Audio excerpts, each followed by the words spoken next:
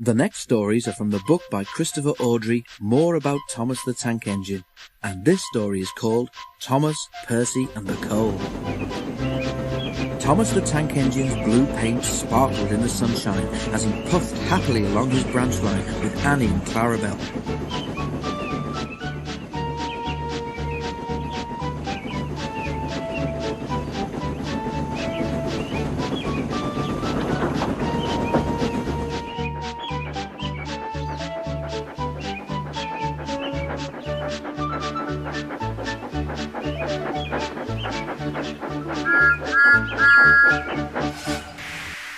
Blue is the only proper colour for an engine, he boasted to the other engines. Oh, I don't know. I like my brown paint, said Toby. I've always been green. I wouldn't want to be any other colour either, added Percy. Blue is the only colour for a really useful engine. Everybody knows that, spluttered Thomas. Percy said no more. He just grinned at Toby. Each day, Percy brings a truck full of coal from the junction for the coal merchants at Farquhar.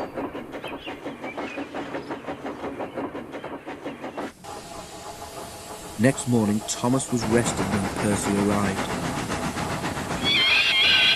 Be careful in this siding, Percy, warned Thomas, as Percy pushed the trucks along the line beside him. These buffers aren't very safe. He got no further. As one of the coal trucks passed Thomas, the catch on its door burst open. With a rumble and a crash, an avalanche of coal poured out and piled up around Thomas's wheels. A thick cloud of coal dust arose all around him. "A tissue!" spluttered Thomas. "Help, I'm choking! Get me out!" Percy looked worried. Then, as the dust settled, he looked at Thomas and began to laugh. Thomas's smart blue paint was black from smokebox to bunker.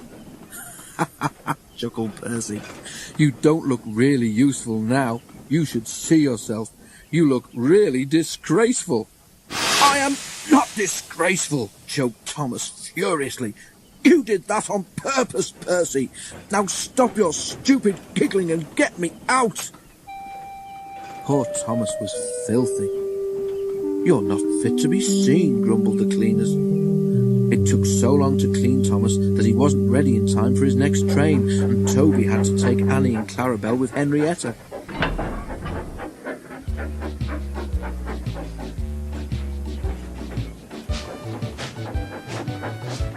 The cleaners were tired and dirty when they had finished. Thomas was grumpy in the shed that night. Toby thought it was a great joke, but Percy was annoyed with Thomas for thinking that he'd made his paint black on purpose. "Who'd have thought it?" Percy remarked. "Fancy a really useful blue engine like Thomas becoming a disgrace to the Fat Controller's Railway." "You wait, Percy," replied Thomas crossly. "One day you'll laugh on the other side of your smoke-box." "Pooh," rejoined Percy. "I wouldn't have missed all that fun for anything." The feud worsened as time went on. Thomas thought Percy had coal-dusted him deliberately, and Percy was cross with Thomas for thinking so. 2 days later, Thomas was at the platform when Percy brought his trucks from the junction.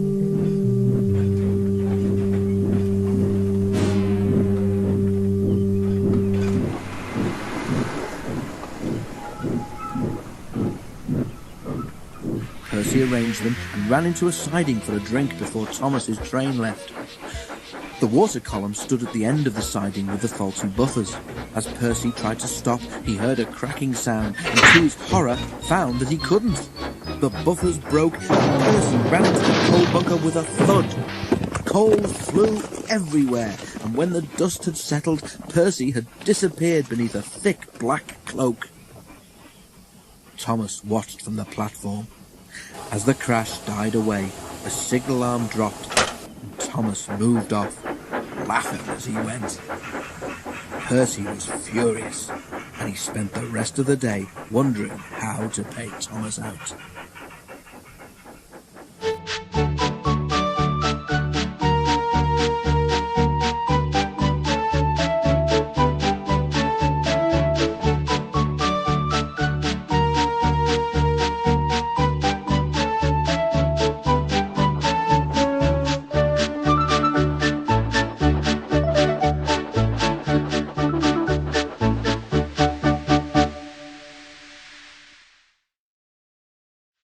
I hope you don't argue like Thomas and Percy.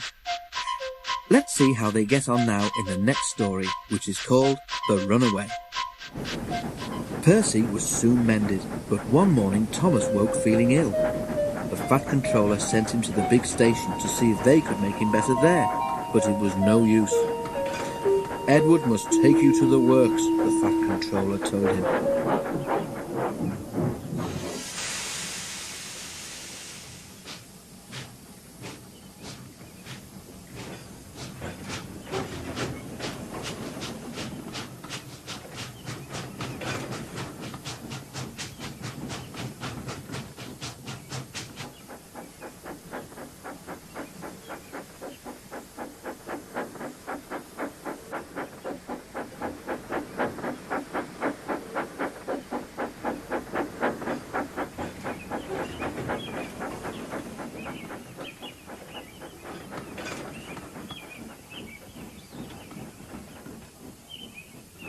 Then he went to see Duck. I want you to go and help Percy and Toby while Thomas is ill, he said. Donald and Douglas will do your work here until Thomas comes back. Duck was delighted. He knew Percy already, and it wasn't long before he'd made friends with Toby, Terence and Bertie. Percy, who was still cross with Thomas, was glad to have someone new to talk to. Even Annie and Clarabelle were impressed.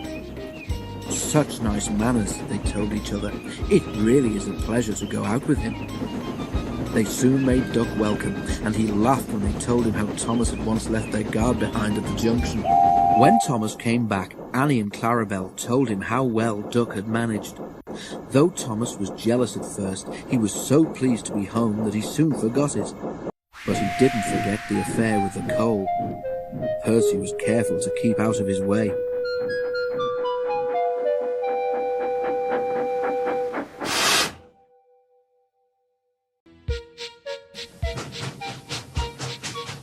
The works had left Thomas's handbrakes very stiff.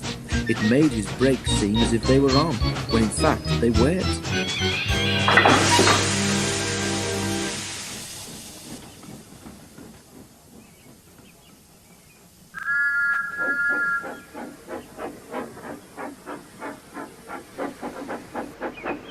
And Thomas's driver and fireman soon learnt to be extra careful. But one day, Thomas's fireman was ill, and a relief man took his place. At the junction, Thomas ran round Annie and Clarabelle. While his driver chatted to the station master on the platform, the fireman fastened the coupling. The driver had told him about Thomas's brake, but unluckily he had forgotten. When he had finished with the coupling, he joined the driver and station master on the platform. Thomas simmered happily. In the distance, Henry appeared. Not long now, thought Thomas. At that moment, Thomas felt his wheels begin to move. He tried to stop, but he couldn't without his driver and fireman. He tried to whistle a warning, but he couldn't do that either. The guards shouted from the platform, but that did no good. The guards, driver and the fireman were all stranded, and the passengers were left on the platform staring. Thomas, Annie and Clarabelle gathered speed out of the station. The empty coaches shrieked as they rounded the curve, but Thomas, with plenty of steam, kept on going. The signalman at the junction soon realised what had happened and sent a message along the line. An inspector prepared to stop the runaway at the station near the airfield, where Harold the helicopter stood ready in case of emergency. Quickly, the inspector climbed aboard Harold and they took off. Thomas was still going much too fast. I must get there in time, I must, he whirred anxiously. Below, Thomas was tiring. I need to stop, he panted wearily. Annie and Clarabelle held back as they went uphill. As they neared the station, Thomas saw Harold land and the inspector run towards the platform where he stood waiting. This time, Thomas entered the station slowly enough for the inspector to act. Running beside the train, he judged his moment, jumped and scrambled into Thomas's cab. Then he put the brake hard on. With a sigh of relief, Thomas stopped. The inspector mopped his brow. "Phew," he remarked. Wearily, Thomas agreed with him.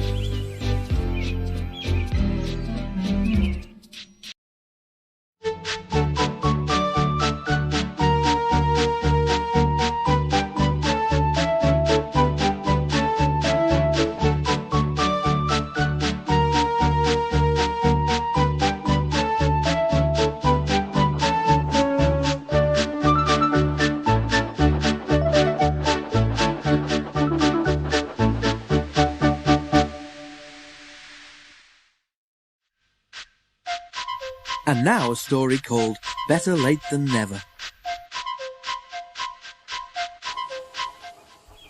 Workmen were mending the viaduct on the main line. The arches needed strengthening, but the Fat Controller did not want to close the railway while the work was done, and so repairs took a long time. The engines had to take great care when crossing the viaduct, and the delay often made them late at the junction. Thomas was cross. "Time's time," he grumbled. "Why should I keep my passengers waiting while Henry and James dawdle about all day on the viaducts?" "Don't blame me," snorted Henry one day. "If we hurried across the viaduct, it might collapse, and then you'd have no passengers at all. What would you do then, eh?" "Run my trains on time for one thing," retorted Thomas, and hurried away before Henry could answer. At the top station, Bertie was timed to arrive just after Thomas. His passengers soon found that instead of going straight from Bertie to their train, they were having to wait until Thomas arrived. "Late again," remarked Bertie one day as Thomas panted wearily in 10 minutes after time. "I thought you could go fast, Thomas. It's time we had another race. I reckon I could beat you now." Thomas went bluer than ever and let off steam loudly. "Rubbish," he hissed fiercely. "I'd still beat you any day. It's those mainline engines. They dither about on their viaduct and then blame the Fat Controller's workmen.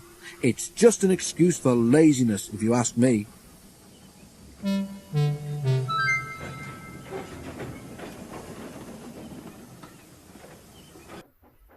One day, James was later than ever at the junction. "I'm sorry, Thomas," he puffed as he came breathlessly to the platform. "I was held up at the big station, and the viaduct made it worse." "It's lucky for you I'm a guaranteed connection," snorted Thomas.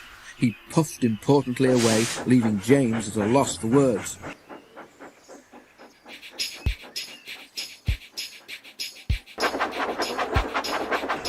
"Peep, peep," whistled Thomas at every station.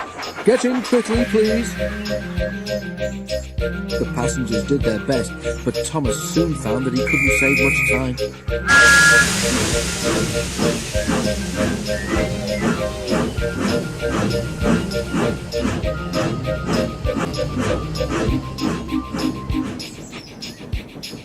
As they neared the tunnel, Thomas thought he saw a flash of red on the road beside the line. "That looks like Bertie," he said to himself. "But Bertie should have got to Farquhar ages ago." It was Bertie. Thomas stopped as close by as he could. "What's the matter?" he asked. "I feel dreadful," mourned Bertie. "All upset inside, and driver says he can't make me better." "Thank goodness you're late. Can you take my passengers, please? They'll never get home otherwise." "Of course," agreed Thomas. Thankfully, the passengers climbed into Annie and Clarabelle, and after promising Bertie that he would send for help from the next station, Thomas set off again. Already he was feeling much more cheerful.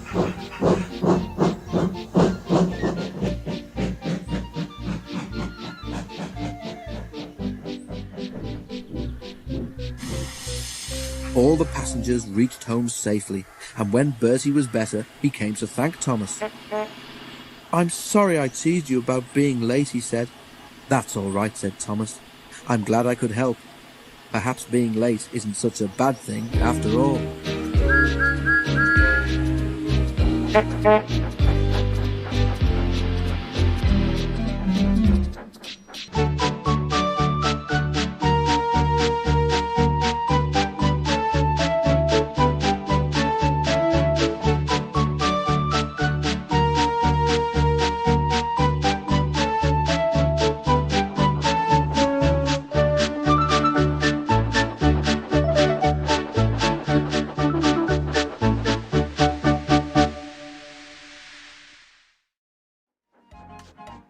One evening, Percy was bringing empty stone trucks from the harbour.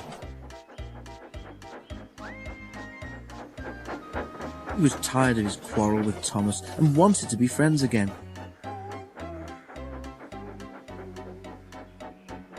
He had had a good day and was feeling extra pleased with himself. He was so busy thinking how he would tell Thomas and Toby about his expert handling of the trucks that he forgot to keep a good lookout. Too late, he saw a broken branch hanging over the line straight in front of him.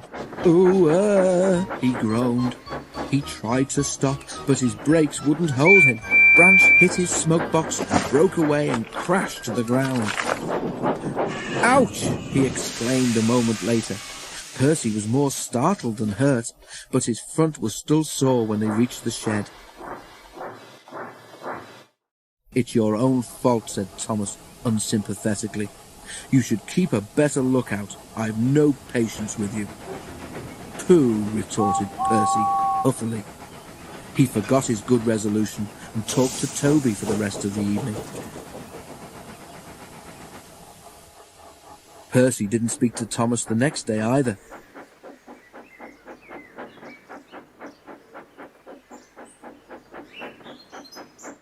"I say, Toby," he said in the shed that evening, "what's a drip, do you know?" Toby pondered. "It's when rain comes through a hole in your cab and fireman hasn't got time to mend it," he decided at last. "That's silly," objected Percy.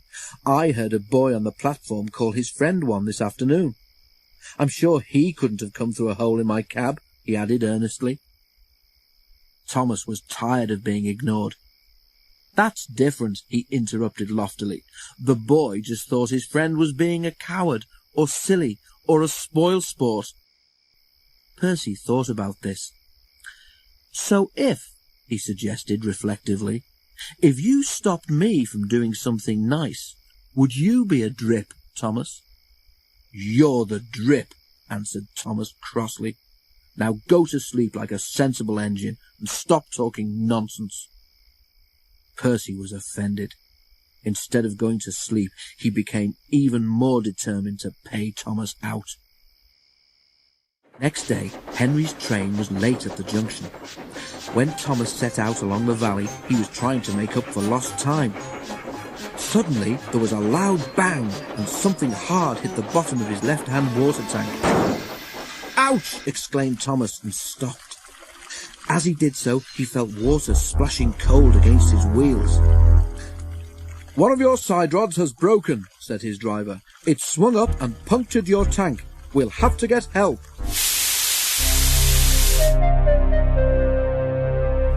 At Farquhar, Percy was shunting. The station master came up. "Leave those trucks, please, Percy," he said. "Thomas has got a hole in his water tank. There's water dripping everywhere, and he can't get home on his own." Percy was still cross with Thomas. "I won't go," he said. "Thomas called me a drip. Let him jolly well stay there and drip himself."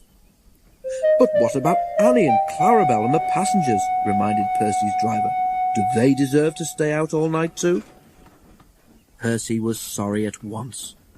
"I forgot them," he said. "We must rescue them in case they turn into drips too."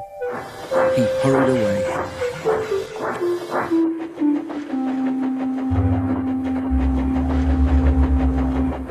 He found Thomas near the river. Everyone was glad to see him, and the passengers thanked him for coming.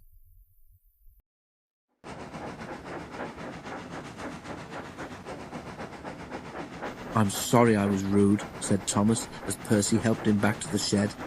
"That tank of mine turned me into a bigger drip than we expected, didn't it? Can we be friends again, please?" Percy was delighted to agree.